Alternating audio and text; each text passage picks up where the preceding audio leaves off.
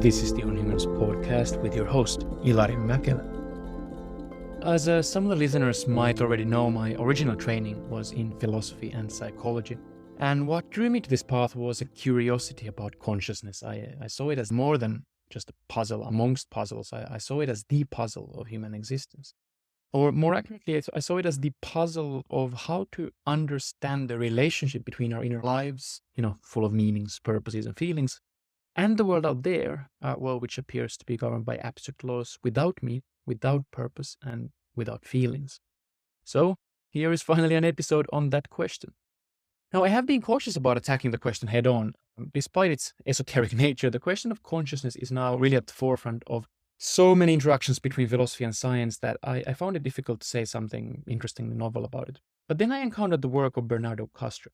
And Kastrup is a peculiar character in modern philosophy. He is a computer scientist who, before becoming a philosopher, also worked with high-energy particle physics at CERN in Switzerland. So his philosophy is informed by an abnormally tight grip on the fields from artificial intelligence to fundamental physics. And writing from the outside of academic institutions, he has adopted a deeply provocative style which challenges many of the commonly held beliefs of professional philosophy in a way that I think is really important. And indeed, Kastrup has recently emerged as the foremost challenger to what most philosophers regard as common sense. The idea that the world is fundamentally made of matter, and that our consciousness, our subjective experiences, is somehow arising from the operations of this matter, probably in the brain. But it is the consciousness that arises from the matter. It is the feeling that arises from the unfeeling, the will that arises from the unwilling. As any philosophy student knows, Kastrup is not the only person to notice difficulties with this position of metaphysical materialism. But his attack is rare in its scope. It's an all-out attack. It is not even a dualistic attack, which would suggest that the world, yes, has matter, but it also has this kind of soul stuff, in addition to the matter stuff. It is an idealist attack, arguing that what we call matter is but a creation of the mind. Consciousness, feelings, will comes first. Matter comes next. But if so, then why does it feel like there really is a material world out there, a world with hard tables and juicy apples? If everything is mental, then why cannot I imagine the world to be different? And why do we share a world, you and me, a world that seems so independent from our will, our feeling, our desire? Kastrup has answers to these and other questions, all of them formulated with references to really cutting-edge research. And what follows from that is one of the freshest, if not the freshest, attempts to rethink fundamental philosophy, at least that I have encountered in recent years. So here is our chat. I hope you find it interesting, perhaps even inspiring. Some of you will undoubtedly find it frustrating. It certainly is mind-bending at times. Whether you like it or not, do consider reaching out to me and telling about your reactions, or just sending me guest suggestions on this or other themes. My email is makela.ilari@outlook.com. I hope you enjoyed the conversation. If you do and want to support the show, by far the best way to do it is to share it and rate it, and especially subscribe to it if you haven't done so. I bring to you Bernardo Kastrup. Dr. Bernardo Kastrup, welcome to the podcast. Good to be here. Thanks for having me. We're going to talk about the relationship between consciousness on the one hand and the world out there on the other. Now, most people, most scientifically minded philosophers, if you ask them, will say, will adopt the position of materialism to this question. You do not, but before we go into why, could you give your quick definition? What is metaphysical materialism? There are two key aspects to it. One, that matter is something that can be exhaustively described through numbers, through quantities. In other words, matter in and of itself has no inherent qualities. It has no color, has no flavor inherent to it. Colors and flavors are things that our brain is supposed to generate. Matter as it is in itself is just mass, charge, momentum, frequency, amplitude, meters, kilograms. It's a list of numbers. And if you provide a sufficiently long list of the right numbers, then you will have said everything there is to say about matter. So to summarize this first aspect, matter is purely quantitative. That's the first axis of materialism. And the second one is there is only matter. And qualities are epiphenomenal. They are derived from material arrangements, experiences, the qualities of experience, consciousness, mind. These are all under metaphysical materialism, not fundamental aspects of reality, but derivative aspects. They are somehow generated by certain material arrangements. And when those arrangements cease to exist, like when your brain loses its structure, then your mind is supposed to disappear and experience is supposed to be impossible. So that's metaphysical materialism. Matter is purely quantitative, and mind is derivative from matter. So out there is only photons, electrons, atoms, molecules, fields at the bottom level, quantum fields. There's nothing qualitative to them inherently, but when those external fields modulate our brain activity by the mediation of our sense organs, then the brain is supposed to create inner qualities from that modulation process. And that's what allows us to see, for instance, color or to experience light as a experience. But what is out there is not supposed to have any qualities. It's not supposed to be experiential in nature. It's supposed to be purely quantitative. And somehow the brain is supposed to operate this magical transformation between just abstract quantities and the felt qualities of experience. No materialist has ever specified how the brain can do this, not even in principle. We don't even have a hypothesis in that regard, but it is a sort of a tenet, a basic inference or a basic assumption of materialism that even though we don't know how, the brain is the thing that performs this magical conversion. Yeah, and we'll certainly get to that issue. Before we do that, though, I wanted to ask you, I've heard you say that in a sense, materialism, which you clearly are not a fan of, but you have said that materialism served a historically important purpose, that it served a kind of a useful role in the story of humanity. And in your words, it's now outlived its usefulness. But could you talk a little bit about that? Materialism, when it was pushed very hard during the Enlightenment period in the 17th, 18th century, um, and this is on record, I'm not inventing this, the main Enlightenment figures like Denis Diderot is on record basically saying that materialism was a weapon against the church. It doesn't quite work, doesn't really work, but they had to use it against the church. And there was good reason for that because science was just being born, late in the 16th century. And very shortly thereafter, one of the world's key scientists, Giordano Bruno, was burned at the stake by the church. So doing science was a life-threatening activity. You could literally die, be burned at the stake. So it was important for early scientists to carve out a space for them that the church would perceive as non-threatening, so they would be left alone.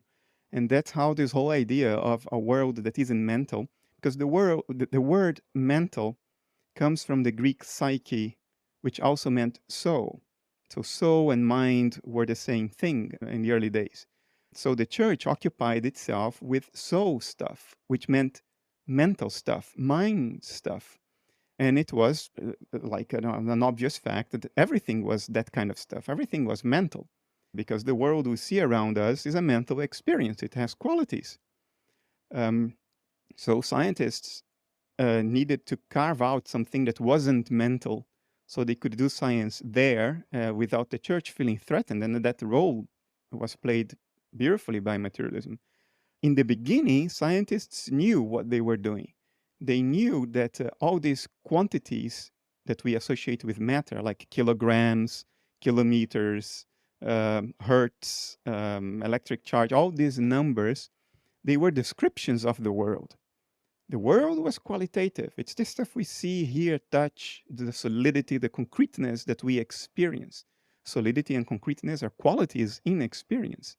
And that those numbers they came up with were descriptions of that experiential world. So if I told you, that rock weighs 50 kilos as opposed to 5, then you would know what to expect as an experience if you tried to lift that rock.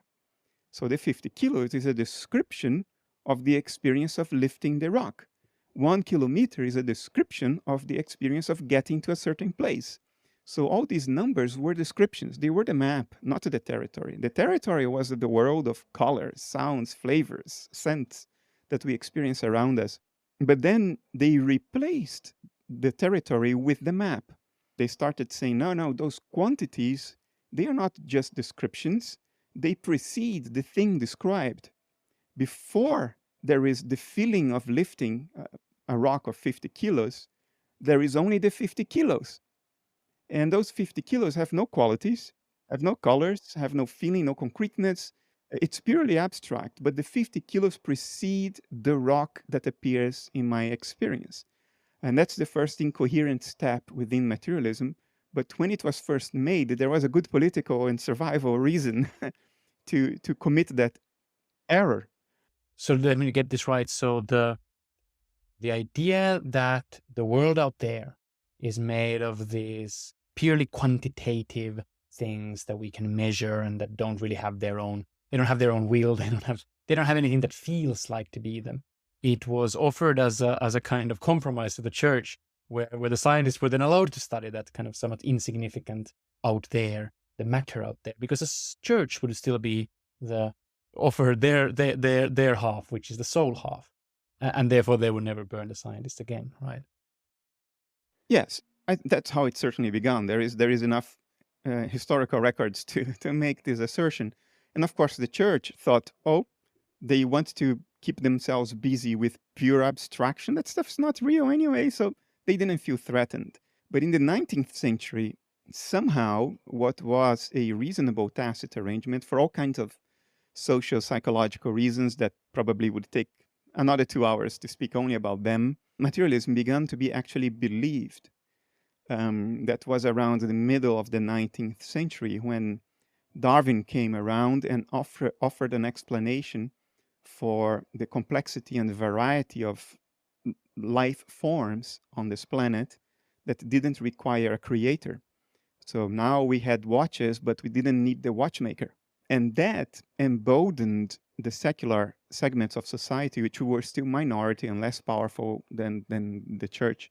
It emboldened them to say, look, we don't need only to protect ourselves against the church, we can obviate the church. We can make the church unnecessary. We can get rid of them. And that was a fantastic move that Darwin suddenly enabled. And then that's when the jump beyond reason happened, in which materialism, although incoherent for a number of reasons, empirically incoherent, logically incoherent, internally inconsistent, I mean, we can talk about all that, but it was then peddled and pushed as the reality. This is really what's going on. There is only this quantitative stuff. There is no soul. In other words, there is no psyche. In other words, there is no mind.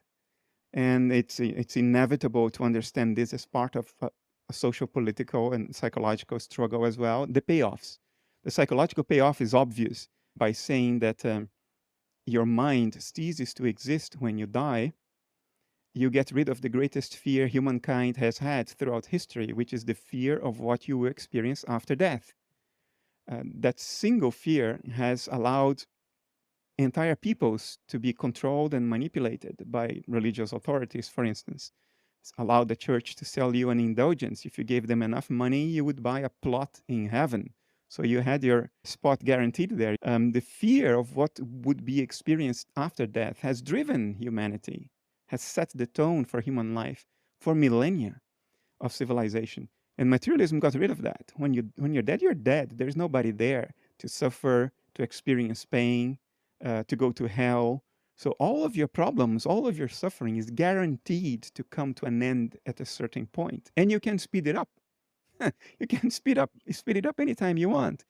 And there was moral relief as well.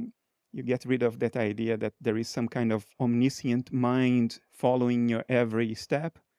So suddenly you are released from that feeling of being watched and being observed. There was a lot of payoff, and politically, as far as power is concerned, it enshrined secular scientists and the people in that sector of society. It enshrined them with a kind of elite power. They were the tough man at the time who could stare the tough facts in the face, like the fact that when you're dead, and matter is not conscious and there is no meaning to life. It's all a mechanical play of some kind of mechanism, and there is some randomness in there, but nothing has any meaning, so you don't need to worry about anything. You don't need to worry about meaning and responsibility and ethics and decency. All of that is off the table. And the scientists are the one telling you what's going on. So they are invested with that kind of distinction and that kind of power. Real scientists doing the hard work of science are not involved in this stuff. Because they're too busy doing actual science. But the self-appointed science spokespeople, the politicians that claim to be scientists, and they are around today, louder than ever. Many of the science spokespeople you see on TV, they're not scientists at all. They're not doing any science, never did any science. But they were invested with a special kind of position, a position of power. They replaced the priests and the bishops as the people setting the direction and the tone of life, telling you what's going on, telling you what it's all about. And that you cannot ignore the power of that prospect. But what about the reasons beyond political? So in a kind of classic story, one of the major reasons for materialism to real materialism to come dominant, not the kind of dualism where there is soul stuff and there is matter stuff, the real kind of materialism where there is only matter stuff, that came to dominate because of the emergence in the 19th century of modern neurology, and especially in the early 20th century, the studies done on brain damage showing again and again and again that there is this really incredibly systematic link between some kinds of brain damage and some kind of what you might call mind damage. What do you think? Do you think that that's part of the story that you want to tell, or is it an alternative story, or is it a complementary story, or what do you think about? Yeah, for sincere materialists, this is the main argument. They think that it's not only a correlation between experience and physical states, but they see a directioned arrow of causation. If I prick my arm with a needle, then I have pain, but my pain will only follow from my pricking my arm with a needle. So the physical needle caused a mental state, pain. Or if I drink a physical glass of beer, my consciousness gets altered. I experience something different, and the arrow of causation is clear. This is what sincere materialists today tell themselves is the sort of definitive argument against any other metaphysics.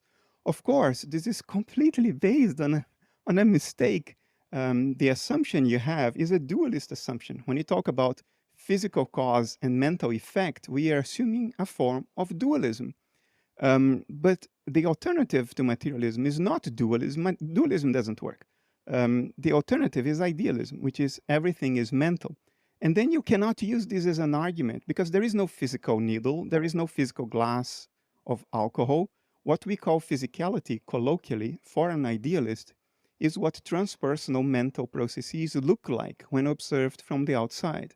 Matter, physical stuff, is the extrinsic or external appearance of inner mental processes. In the same way that your sadness looks like tears from the outside, mental processes, natural mental processes in nature out there, not your mental processes, not my mental processes, but transpersonal, natural mental processes out there, when we observe them from our perspective, we see what we colloquially call matter. Yeah, let's get to that soon. But before we kind of uncover the full package of the idealism option, which for many people looks like a completely fringe option, maybe unnecessarily so. But to motivate it, I think that it would be good to start maybe by looking at the problems with materialism. Why don't we just accept this thing that seems to be the common sense amongst more scientifically minded people nowadays? I guess one of the problems, for example, that you raise is that there is a kind of false allure in materialism, which makes it sound like this really intuitive. Because, there is the world out there. The world is out there even when I'm not looking at it. It's out there even when I'm dead. And you actually say that, in a sense, that's a misunderstanding of materialism. Because when we say that there is a red apple out there, and it's there without me looking at it or not, that's actually not what materialism is saying. Materialism is saying that there is no redness out there. There's no sweetness out there. There is maybe not even roundness out there. I mean, there are very, very few things that are actually out there. In a sense, the red apple is really in my mind. So one way I've heard you say this is that in the materialist way of thinking, we don't get the intuitive picture that we think that we're getting, which is that there is a shiny star far, far away out there. Actually, this shiny star is no further than my own head. It is in my head. There is something out there, but it's not a shiny star. The shiny star is my mental making. And so materialism is not necessarily false, but it loses some of its intuitive appeal, right? Let's try to unpack this systematically so we also don't sell materialism too short. The point you made, you attributed to me correctly, that the stars you see at night actually exist inside the inner surface of your skull. But we have to phrase it accurately. The stars as you see them, the experience that you call a star up in the sky is inside your skull. That silvery, shiny dot of light in the sky with the experiential qualities of a silvery, shiny dot of light, that exists inside your skull. Materialism would say there is something out there, outside your skull, light years away, that corresponds to the shiny, glittery dot of light in the sky as you experience it. And that thing out there is the star. And what you call a star is what your brain does inside your skull upon being stimulated by the photons that come from that abstract real star out there. And that real star out there has none of the qualities of experience. It's not white, it's not shiny, it's not bright, it's not shimmering, none of that. It's pure abstraction. So materialism does grant a world behind your skull or beyond your skull, but that world has no qualities. In other words, it's a world we have never experienced because experience is always inside our skull generated by our brain. And so materialism is not quite as intuitive as we like to think about. But yeah, go ahead. Now, the rigorous, more strict problems of true materialism, as opposed to this popular self-contradictory story that goes around, there are at least 5 problems. One of them is the hard problem of consciousness. Let me frame this problem rigorously. So I'm not accused of strawmanning materialism. The problem has been framed accurately by David Chalmers in the 90s. And the formulation goes like this. There is nothing about physical parameters in terms of which we could deduce the qualities of experience, at least in principle. In other words, nothing about kilograms, meters, angular momentum, mass, charge, whatever, nothing about that allows us to deduce in principle the redness of red, what it feels like to have a bellyache, to fall in love, to be disappointed, to taste a strawberry. We know there are correlations between physical states of the brain, if I'm allowed to speak dualist language now to reach the audience, physical states of the brain and the qualities of experience. Those correlations exist, but there is no in principle way to deduce one from the other. They are completely incommensurable domains. Now, why is that? Well, the reason is very simple. We replaced the map with the territory. Those physical parameters, those numbers, those quantities we are talking about, they were originally descriptions of qualities. And materialism or physicalism tries to replace the world with its description and then tries to pull the world out of the description. It's like you have a map of New York and you try to reach your hand into the map and pull the city of New York out of it. That's the hard problem of consciousness.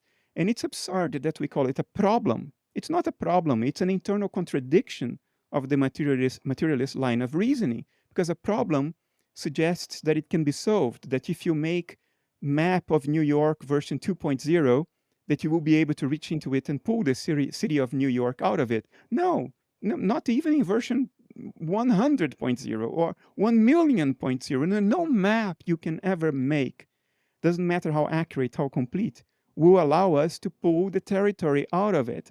And that's what we are trying to do when we say that we will explain the qualities of experience in terms of physical parameters, because physical parameters are descriptions of the qualities of experience, not their origination. That's one problem of materialism. Number 2 is the dog chasing its own tail. Physicality, as defined under physicalism, as entities that are purely quantitative, it's an abstraction of consciousness. It's a theoretical abstraction. It's a theoretical hypothesis that arises within mind. Because all we have, empirically speaking, all we have is experience. What has never been ever experienced in the universe might as well not exist. So all we have is experience. Beyond experience, there is only theoretical abstractions that are themselves experiences, abstract experiences within the mind. And matter is one such abstraction, such a theoretical abstraction. All we have are the colors, the solidity, the concreteness of the things we touch, the world we see. But matter is not that. Matter is what is supposed to be behind that. Matter is something purely abstract that is supposed to be modulating and constituting our brains in the process of generating, well, the qualities of experience. So, matter, as strictly defined under materialism, is an abstraction of mind. And materialism then tries to explain mind in terms of it. In other words, materialism is an attempt to have mind explain itself in terms of its own abstractions. And that's that's a dog chasing its tail at light speed. It will not catch the tail. You cannot explain mind in terms purely of an abstract theoretical abstraction of mind. You cannot catch your own tail. Another problem of materialism is parsimony. It's Occam's razor. You should not unnecessarily multiply your postulated theoretical entities. If we can account for nature in terms of experience alone, which is nature's given, all we have when we are born is experience. Only when we begin theorizing that we abstract these theoretical entities that are not supposed to be experiential in nature. But if we can account for nature, for the behavior of the world in terms of experience alone, then we should not postulate anything beyond experience on account of the law of parsimony. You should not multiply your postulates unnecessarily. If I may just interrupt there, I mean, some people would come back and say that there is the Occam's razor. We shouldn't make the theory any more complicated than it needs to be. But that there's also the so-called Einstein's razor, which is that you should make your theory as simple as possible, but not any simpler than necessary. And they would say something like, we notice that there are these regularities between the way that you perceive the world, the way I perceive the world, and this gives this kind of particular pattern to the world. And this pattern is independent of us. It modulates our experiences, our perceptions. And that thing there needs to be accounted for. It needs to be accounted for in the theory. But the way you framed it is perfect. There has to be something outside our minds. In other words, our individual minds. Obviously, there is a world out there. It's obvious, a world that would still be there even if we were not around. It's an empirically obvious fact. But materialists take one unnecessary step further. They say not only is there a world out there beyond our individual minds, that world is beyond mind as a category. It is not mental. And that second step should be taken only if it is necessary. And that's Einstein's principle. You shall not make the theory simpler than it needs to be to account for the facts. But my point is precisely that we can very well account for all the facts by understanding that there is a world beyond, outside our individual minds, but that world itself is of the same kind as our individual minds. It's also mental. Not your thoughts, not your fantasies, not your imagination, not your wishes. It's out there. It's outside of you. It's a ontological context which we inhabit and which surrounds all of us. We all share that common context, but outside ourselves doesn't need to be outside mind. Okay, so we've talked about the hard form of consciousness. We've talked about the dog chasing its own tail and the simplicity or the lack of parsimony, the lack of true simplicity in materialism, according to your view. What else do you have? Let's talk about the empirical sustainability of materialism. Materialism is empirically now inconsistent.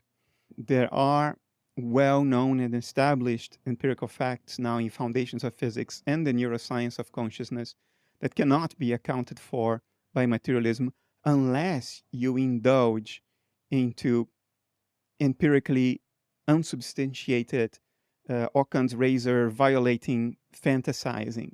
These facts are, for instance, in Foundations of Physics, a series of a 40-year-long series of careful experiments that have been refined over time.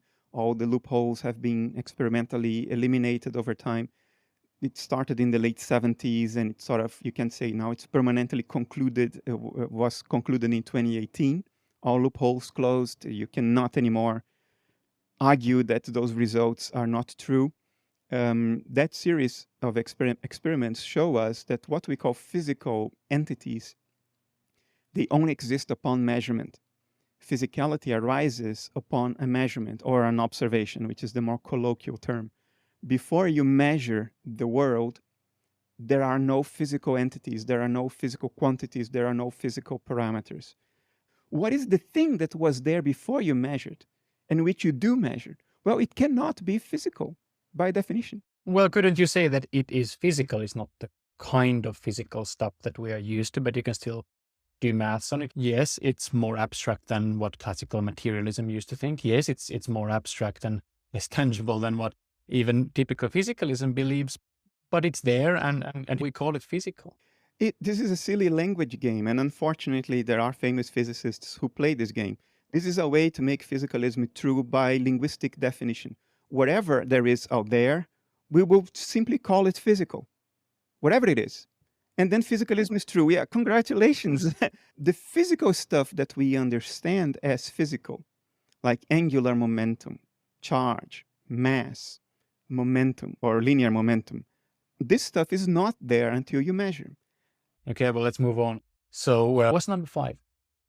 In neuroscience, there is also now 10 years of a series of experiments showing that some of the instances of experience in human beings that are the richest, most intense, most significant experiences humans can have, and that is according to a study done by Johns Hopkins, those experiences correlate not with increased brain activity, but instead with a dramatic decrease in brain activity. So you have an inverse correlation. For instance, psychedelics, all psychedelics studied over the past decade, according to a number of neuroimaging methods, they all show the same result. Psychedelics only reduce brain activity levels. They don't increase brain activity anywhere in the brain.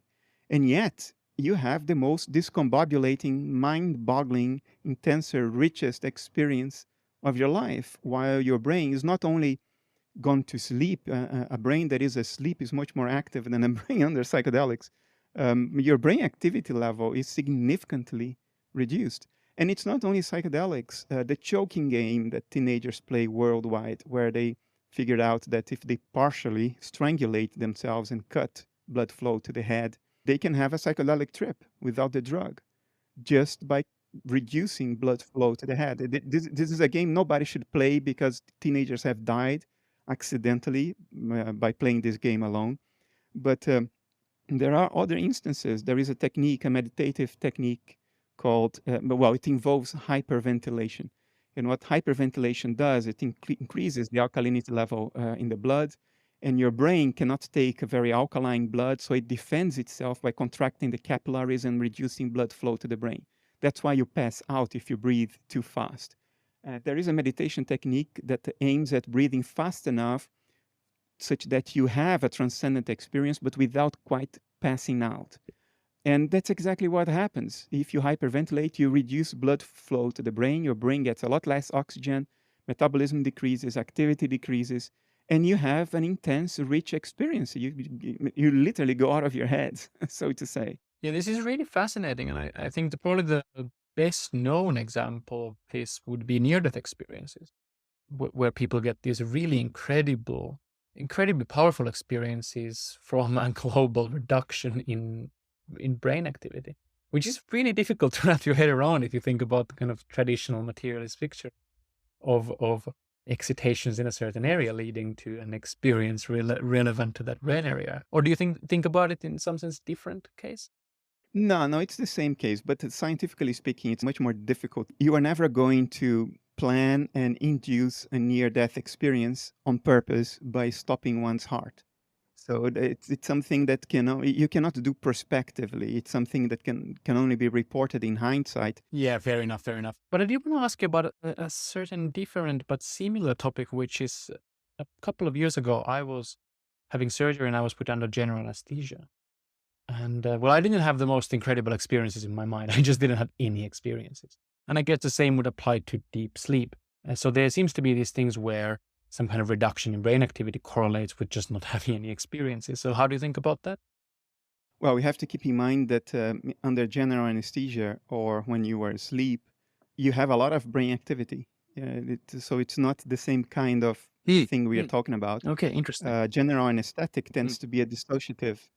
So it's a dissociative. So you do have brain activity under general anesthesia, but it's not the brain activity that would accompany the experience of pain. So you're not in pain, but you do have brain activity. And when you're asleep, you do have brain activity. So it's not the same kind of thing, but there is relevance to what you're saying, and that's the following. If all there is experience, if all there is mind, then there is a sense in which you can never be really unconscious because all there is consciousness. And so, what about deep sleep? What about general anesthesia when you are totally unconscious? Well, the problem there is that you can never say that you were totally unconscious. You can only say that you don't remember having had any experience. And how do we study this then? Well, let's take deep sleep, because deep sleep was studied very recently, and the result is fantastic. The researchers, what they did is they had volunteers going to a sleep laboratory, and they would be instrumented with an EEG cap and allowed to fall asleep. And researchers would take EEG measurements throughout the sleep cycle. And by taking those measurements, you know when people are dreaming, because dreams have a very clear EEG signature.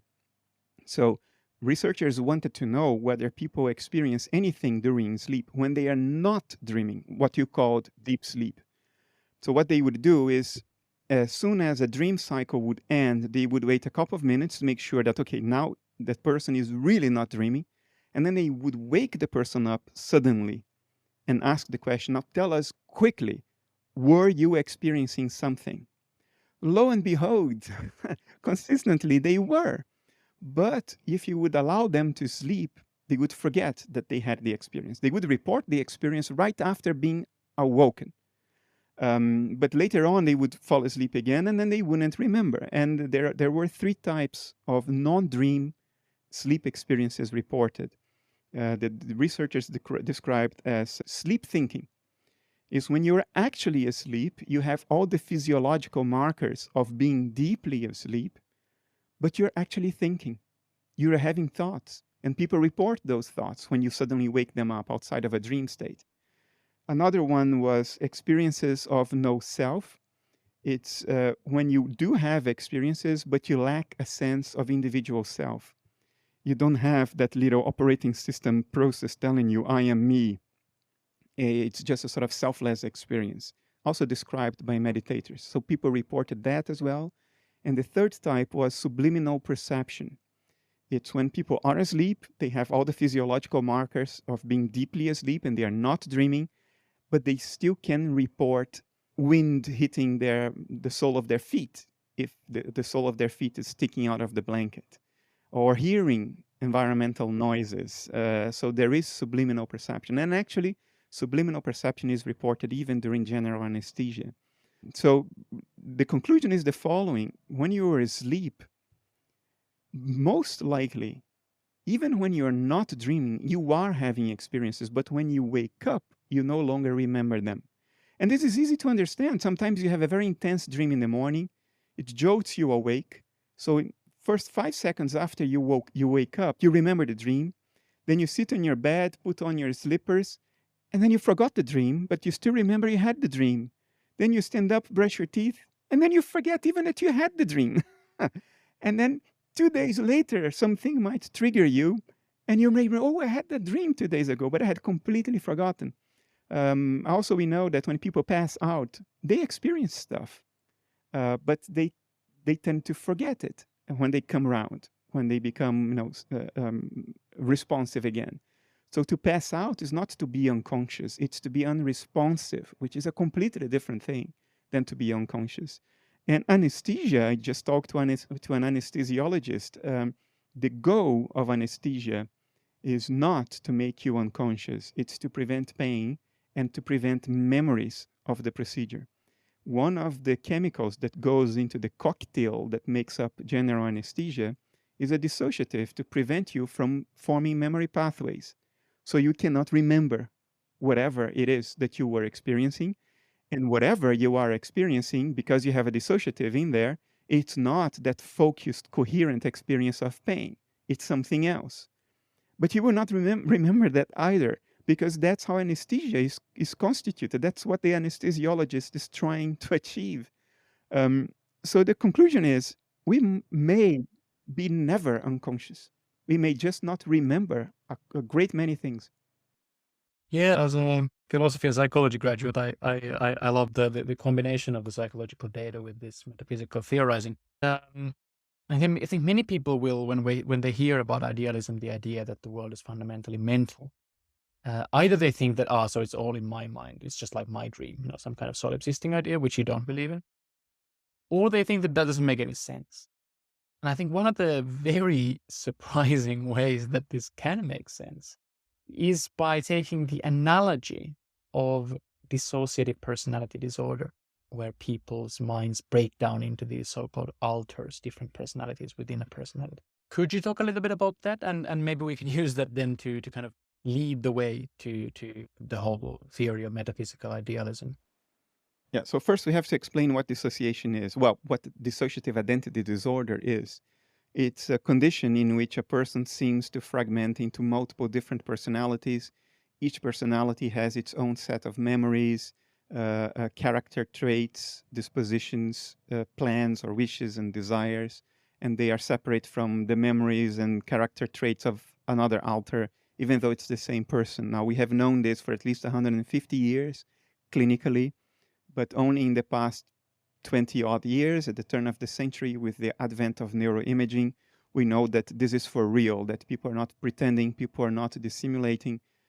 We are at a point now where we can even diagnose dissociative identity disorder based on patterns of brain activity taken with a brain scan. That was pioneering work done by Jolanda Schlumpf here in the Netherlands in 2014. She took a group of actors pretending to themselves to be dissociated and a group of actual patients of dissociative identity disorder, and their brain scans are different enough that scientists can blindly discern the two groups based only on brain scans. In other words, there is something dissociation looks like. There is an extrinsic appearance to dissociated mental processes. They look like something when observed from the outside, when measured from the outside. And dissociation can literally blind you. That was a study done in Germany in 2015, in which a woman who had several alters or dissociated personalities, some of which claimed to be blind. So neuroscientists had this brilliant idea of instrumenting her with an EEG cap to measure her brain activity. And then they measured her brain activity when the host personality was in control. And the host personality was a sighted woman. There was nothing wrong with her eyes, with her optical nerve, with her visual cortex, nothing. A perfectly sight-capable woman. And brain activity in the visual cortex at the back of the brain was perfectly normal. But when a blind alter would take executive control, brain activity in the visual cortex would disappear, even though the woman's eyes were open and there is nothing wrong organically with her visual system. Now, this is not something you can pretend, you can fake. This is something that has a very clear, measurable correlate. The woman had no brain activity in the visual cortex, even though her eyes were open. So dissociation can literally blind you to what is right in front of your open eyes. So strong is it in its ability to fragment the mind. Now, a person suffering from DID tends to have unique dream life, and that study is a study done in Harvard by Diderot Barrett several years ago. It turns out that about 1/4 of patients, well, they all have different dreams, but I'm going to talk about only the more spectacular type of dreams they can have, and that happens to about 1/4 of patients with dissociative identity disorder, their alters, when they are reporting their dreams to the psychotherapist after the dream, in the next morning, alters report their dreams of the previous night. Different alters report the dreams they had the previous night. It's one person, but different alters. And different alters report their dream life to the same therapist. It turns out that based on these reports, the researchers could see that different alters partook in the same dream at the same time, and each experienced the dream from its own unique perspective within the dream, different from the perspective of the other alters partaking in the same dream. And each alter could actually see the other alters as dream characters, like a young girl or an older man, and the alters could see each other. As a matter of fact, in one of the dreams, one alter clubs the other over the head. So they can also touch each other. They can club each other over the head. So they interact within the same mental context and they can see one another. They have extrinsic appearances that appear to other alters within the context of the same dreamed up reality. And that's fascinating because it's there you have nature sort of not even pointing, not even suggesting, but telling us what's going on. There is only one field of subjectivity in nature. There is one mind in nature, and we are dissociated aspects of it, akin to the dissociated alters of a patient with DID. And there is something the dissociation looks like Yolanda Schlumpf found out with fMRI. There is something dissociative processes look like. I contend that that's what we call life. That's what we call biology, metabolism. Metabolism is what dissociated aspects of the mind of nature look like when observed from the outside. We call it a living body, a living organism, biology, metabolism. And the alters do see one another in the context of the endogenous life of this one mind of nature. We can club each other over the head. We can punch each other, shoot at each other, see each other, talk to one another, just like the alters in a patient with DID can interact with one another in the context of a shared dream. So that's nature telling us this is what's going on. And if you understand it this way, then you no longer need to postulate this non-mental stuff that's pure theoretical abstraction. And you don't fall into the hard problem of consciousness because you no longer need to reduce mentation to something non-mental. You don't need to reduce the qualities of experience to something non-qualitative. There are only qualities and an interplay within a field of qualities. You sort the seeming contradictions of quantum mechanics. Of course, there is no physical world prior to measurement. Measurement is what creates the mental representations we call physicality. Before measurement, there is a world that doesn't depend on measurement, but it's not physical, it's mental. So everything sort of falls into place if you understand nature this way. So, the way you think about the world is that we are, in a sense, dreams of a cosmic mind, in the same sense as these dissociated personalities are or can be dreams of this one person's mind. But they can live dissociated, separated lives where they can see each other, they can look at each other, they can interact with the same environment, they can club one another on the head. But they are still parts of the same one mind. And in some mysterious sense, you suggest we are part, you, I, and everyone listening are parts, dissociated parts, individuated parts, but nevertheless parts of one cosmic mind. Few comments. I don't think it's in a mysterious sense. I think we have a pretty good handle of more or less what life is, what metabolism is. So I don't think it's that mysterious. We have to guard against anthropomorphizing the universe too much. What we call dissociative identity disorder is a human condition. So by its very definition, it doesn't apply to the universe as a whole. So the claim here is not that the universe has human dissociative identity disorder, but that something akin to human dissociation occurs at a higher level in the hierarchy of nature. It's a level that precedes our existence as humans. Something akin to dissociation is what life is the external appearance of, the representation of.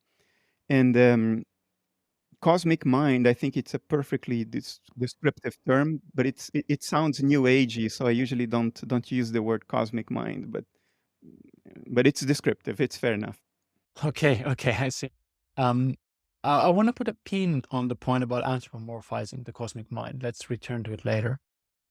But this is fascinating stuff. I think if nothing else, I think it's just wonderful to have these idealist metaphysics. At least have it as a serious option on the table. So thank you for all that work. I think one of the interesting ways we could try to wrap our heads around it a bit more would be to go through some classical non-philosophers, see kind of what you think of them. What did they get right? What did they get wrong?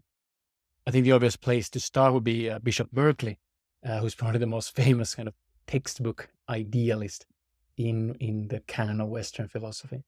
So what do you think of Berkeley's idealism? What did he get right? What did he get wrong? I think what he got right is that it's indeed all mental. I think what he got wrong is the idea that our perceptions are the thing in itself, that our perceptions have some kind of standalone existence, as opposed to being the appearances of something else that lies behind the perceptions. In other words, for Berkeley, perceptions were not representations of a world beyond our individual minds. Perception was the world. You see that when he says that to be is to be perceived. I think that is wrong. I think there are mental processes out there that exist, even if we are not perceiving them, even if we are not measuring them and turning them thereby into physical representations on the screen of perception. I think there is an external world outside our individual minds, mental processes that are not our mental processes, but they are out there.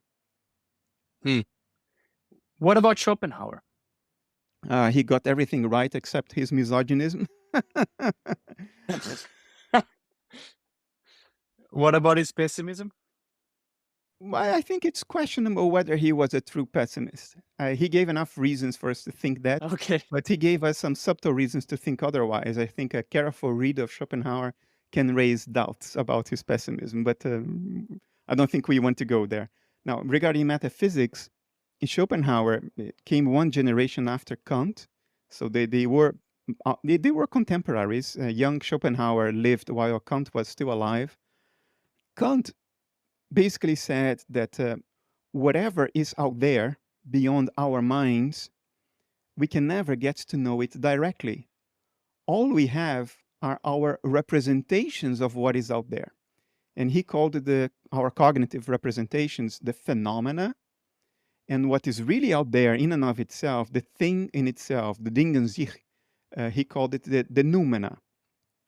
And he said, we can make no statement about the noumena because all we have is the phenomena. In other words, all we have is how things are represented on the screen of perception. That's all we have. We can make no statements about the world in itself. And Schopenhauer said, well, he was largely right, but he forgot one thing.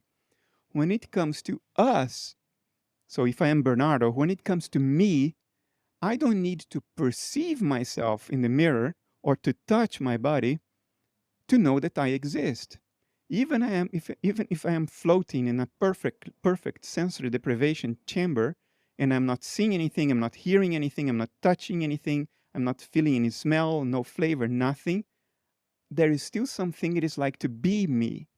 I still experience my thoughts, my endogenous mental inner life. So when it comes to us, said Schopenhauer, we do not need the intermediation of the phenomena of the screen of perception, because we are the thing in itself when it comes to us. There is no need for intermediation of the phenomena. We are our own noumenon. We are the thing in itself. And there is something it is like to be us, independent of perception. Now, Schopenhauer then said, I know that when it comes to me, the noumenon are endogenous mental processes. And he called it the will, because willing is the prototypical instance of an endogenous mental process. when you want, when you desire something, or when you're afraid of something, that desire and that fear is totally independent of perception. You can still desire when you are inside the perfect sensory deprivation chamber. So he called an endogenous inner life the will. And he said, the noumenon, in our case, is the will. Now, how is my will, the thing I am, how is that represented from the point of view of others? Well, it's my body. That's what my will looks like when observed from the outside. So the phenomena of my noumenon is the body. And the body is material. It's made of the same kinds of atoms and force fields as the rest of the universe. So in the case of a human being, matter is what mental inner life looks like when represented on the screen of perception. Now, if matter is that when it comes to us, unless you're prepared to maintain that there is an arbitrary discontinuity in nature, then all matter is what mental inner life looks like. All matter. Because my body is made of the same types of atoms and force fields as the rest of the universe. So the matter of the inanimate universe out there, that too is the representation, the phenomena of the will of nature, the will with a capital W.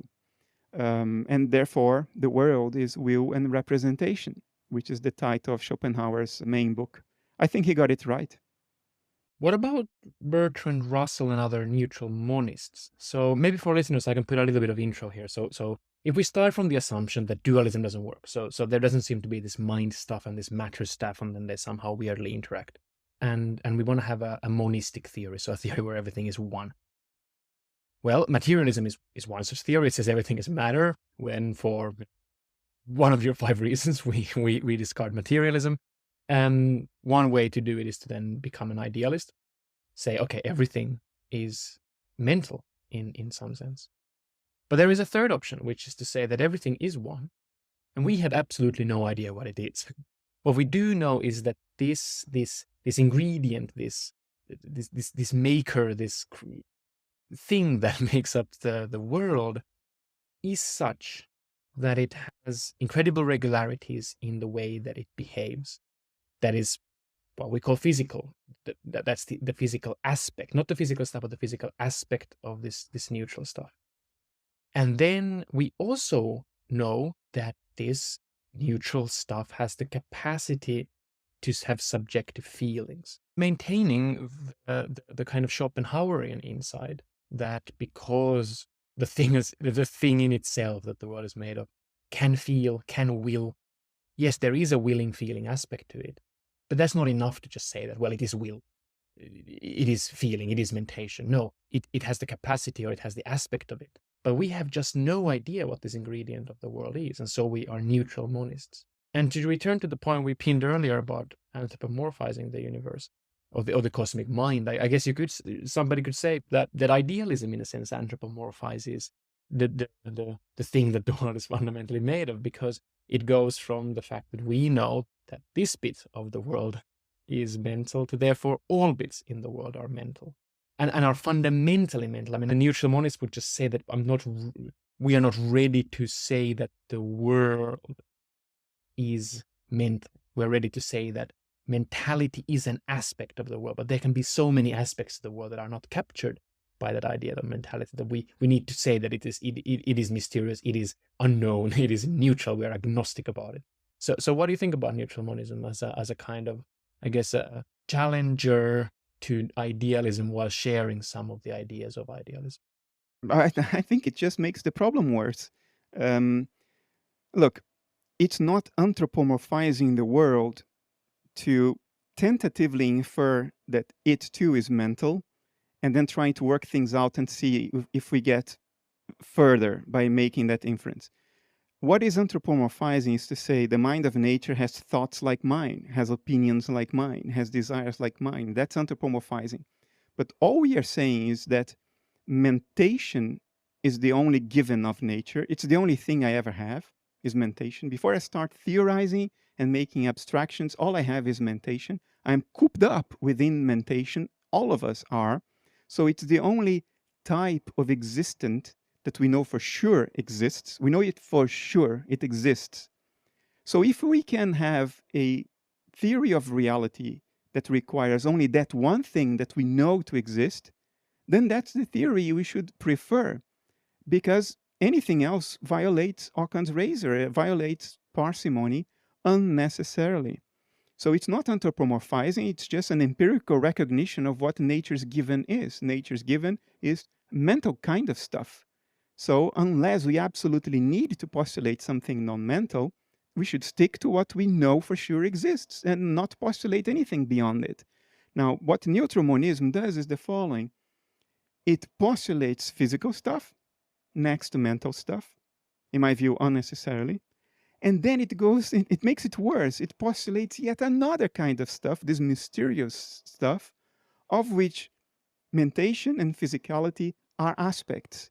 So it makes it even worse. So not only do we have to accept one step of abstraction, we have to accept even another gratuitous step of abstraction. This mysterious something that is neither mental nor physical. We can't even explicitly conceive of what that might be. If you just say, well, I don't know what it might be, I can't even visualize it, I can't conceive of it, but there might be some mysterious woo-woo thing out there. Well, I guess the idea that I was trying to put forward is that the problem that some people might see in idealism is that it's a little bit like the drunkard who searches for their keys under the lamppost because that's where they can see. Well, mind, mentality, these things, call perception, thoughts, emotions, feelings. These are things that we humans know. And then if we want to say that, well, this is just everything that there is to the world, it is like searching for keys under that lamppost because that's where you can see. And instead, what we should just say is that, well, we just have no idea what the world is fundamentally made of. Just adopt this kind of humble agnosticism. The argument you just made applies to anything that we have to discard based on the principle of parsimony, based on Occam's razor. So if you think idealism is a form of looking for the key under the light, then anything else that we discard because of Occam's razor, too, is a form of looking for the keys under the light. Because I'm not saying that we should infer that everything is mental, just that's what we happen to be. The motivation was different. The motivation was to stick to nature's given. Nature's given is mentation. Do we need anything other than mentation to make sense of things? No. Then we should stick to mentation only because we can account for everything. So if you say that this is an instance of looking for the keys under the light, okay, then everything else that we discard as absurd or nonsensical or unnecessary, that all of those things are also instances of looking for the keys under the light. So before we end, I do want to ask you, all of this metaphysics that you've done, which is fundamentally about the world in itself, how has that made you change your mind, or has it given you new insights, new appreciation, new ways to think about us? Not the world in the whole, but about us humans in that world, as part of that world. But in some sense, I guess, a peculiar bit in the world. So what does metaphysical idealism mean for our self-understanding? It means that our mental inner life is not an accident, it's not a byproduct or a side effect of something else non-mental. It means that our emotions, our thoughts, our insights, the process of becoming mature as a human being, whatever wisdom we manage to develop over the years, that these are real existence, that these are the things in themselves. They can be explained in terms of one another, but at the foundational level, they are parts of what really exists. They are not epiphenomena, they are not byproducts, they're not derivative. What exists is mentation, and therefore our insights, our wisdom, whatever wisdom we manage to muster over the years, they really exist, and they are never going to be lost. If life is the appearance of a dissociative process in this field of subjectivity that I think underlies nature, and which nature ultimately is, then death, the end of life, is merely the end of the dissociation. And the end of dissociation is an opportunity for whatever insights we have accumulated within the boundaries of our dissociative process during life to be released into a broader cognitive context and to contribute to nature at a deeper level.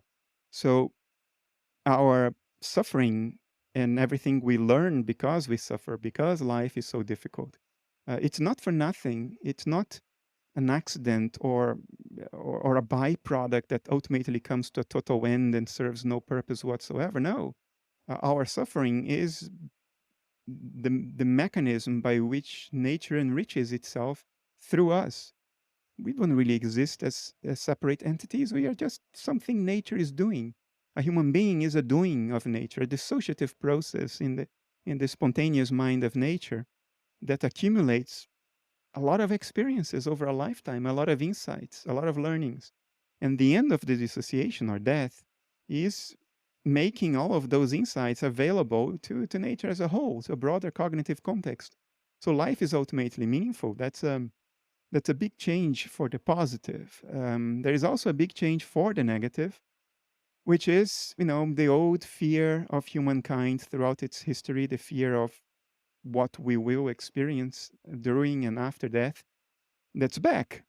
Your subjectivity is the subjectivity of nature. As Schopenhauer put it, um, we are the entity that looks out from the eyes of every creature, the subject that looks out from every creature, the one eye of the world, both an I as a me and an I as an EYE. It's the I-ness of nature expressing itself through us. And that I-ness will be there because the process of death or the end of the dissociation happens within it, not to it. The end of the dissociation of a patient with DID happens within the mind of the patient, not to the mind of the patient. So the end of the dissociation at a higher level of hierarchy in nature that we call death happens within the mind that we ultimately are, the one eye of the world that looks out from every creature, as Schopenhauer put it. So it is something that will be experienced during the process and after the process. And what it will feel like, I don't know. What I do know is that everything around us suggests that good experiences are as legitimate a part of nature as very bad experiences. Lots of bad stuff happens in nature. Animals are killed every day by other animals that need to survive. That killing is not clean and humane. Usually it's bloody and messy, very painful and protracted. So it's a bloodbath in nature, even when we are not around, let alone when we are around. So everything indicates that bad experiences are as much part of the game as good experiences. And which one will it be when this dissociation ends? Which is a major change in our state of consciousness involving ego dissolution and all that. Well, I don't know. Maybe great, maybe horrible. I don't know. So I fear it. But life is meaningful. And what's the difference between us, humans as part of this cosmic mind, for the lack of a better word, and rocks or tables? Or is there a difference? Absolutely. To say that everything is in consciousness doesn't entail or imply that everything is conscious in and of itself. So, what does the letter mean? To be conscious means to have private conscious inner life, separate from the inner life of the rest of the universe. Now, we clearly have private conscious inner life. I can't access your thoughts. Presumably, you cannot access my thoughts. So I have private, dissociated inner mentation. And therefore, we say, I am conscious. Does a rock have private, dissociated inner mentation? I don't think so. I think what dissociation looks like is biology, is metabolism. That's the appearance of dissociation. So bacteria probably have private conscious inner life. Very, very simple, but private. They probably have experiences that are impossible for me to fathom, but they probably have private conscious inner life because they are metabolizing organisms. But a rock is not a metabolizing organism, so it is in consciousness. It exists as part of the extrinsic appearance of the mind of the inanimate universe. But it doesn't have a private conscious inner life of its own, because a rock, as far as we can infer from empirical evidence is not what private conscious inner life looks like. Now, to go deeper into this question, notice that to carve out the inanimate universe into separate objects is entirely arbitrary. Is a table a separate object, a table with 4 legs? If you say yes, then I would ask you, is the leg of a table a separate object? If you say yes, then the table is not really a separate object because it has 4 legs and the top. So there is no table, there is only 4 legs and the top. So you see, carving out the world into separate inanimate objects is entirely arbitrary. It's nominal, it's something we do for convenience. There are no separate objects. There is no rock, there is no table, there is only the inanimate universe as a whole. We have every reason to think that. We have good reasons to think that the inanimate universe is entangled, and therefore it cannot be described as independent parts. The only description that works is a description of the whole. So when you ask, is a rock conscious in and of itself? The actual rigorous answer is the following. There is no rock. What about humans versus other creatures that metabolize? What about humans versus other animals? When you look at us, our consciousness, is there anything peculiar? Is there anything different? Is there anything that in our consciousness, not just our genome, but our consciousness, that makes us humans in some particular way instead of chimps or dogs or fish? I think so, and I don't think it's even polemical. If you look at evolutionary biology and paleoanthropology and modern psychology, what you will find is that what we have, that at least most of the rest of nature doesn't have, is what's technically called conscious metacognition. We have the ability to self-reflect. We have the ability to recognize ourselves as the subjects of our experiences, as opposed to the experiences. We say, I have pain, as opposed to I am pain. We say, I have hunger, as opposed to I am hunger.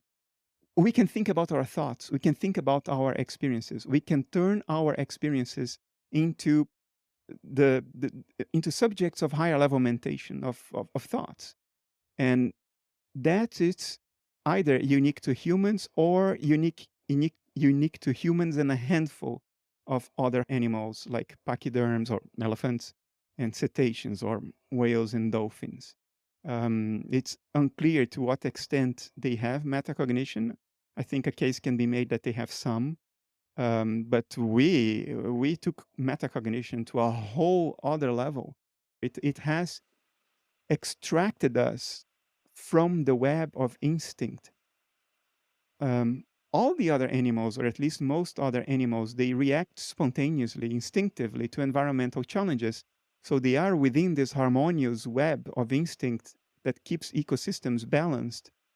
Our ability to metacognize, to recognize ourselves as subjects within the web, also allows us to step out of the web and to act according to premeditated planning as opposed to spontaneous instinctual or spontaneous action. And that takes us out of that cycle of balance enforced by instinct. So it's a big gamble that nature has made. It allows the universe to recognize its own existence through our eyes, but it also puts the whole of the planet in risk. Dr. Bernardo Kastrup, thank you very much. Pleasure. Thank you. And thank you for listening this episode until the very end. I really enjoy recording, editing, and doing all the work that goes into these episodes. I hope that you enjoy the product. If you do, then I would really appreciate a helping hand. It can be something as simple as giving a nice review on your podcast app, sharing it with a friend, or if you haven't done so, just subscribing. That really helps immensely at this early stage of building the show. Whatever you decide to do, I hope that you decide to tune in next time. Until then, take care.